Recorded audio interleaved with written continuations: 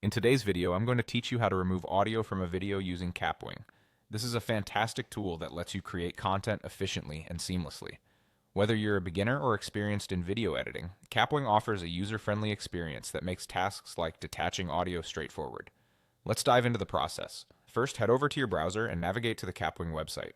Kapwing is an online platform, which means you don't need to download any software, just access it directly from your browser. Once you're on the home page, glance over to the top right corner and you'll find the Sign In button. Click it to proceed. Now, when it comes to signing in, Kapwing allows you to use your Google account, which is incredibly convenient. Select Sign In with Google from the options.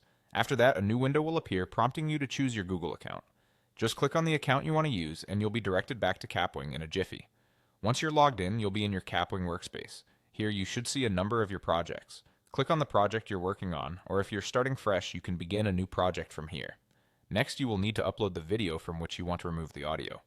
It's as simple as selecting the video from your device and letting it upload to your Kapwing project, which usually takes just a few moments depending on your file size and internet speed. Once the video is fully uploaded, you'll see it listed in your project timeline. Hover over the timeline and right-click on the video. This will bring up a contextual menu. From the options presented, select Detach Audio. Doing this will separate the audio track from the video, making it visible as a separate layer on your timeline. Now that the audio is isolated and you can see it as its own layer, the next step is to remove it. Move your cursor over the audio track, then right-click on this layer. A new menu will appear. Choose Delete to completely remove the audio from your project. And that's it! You've successfully removed the audio from your video in Kapwing.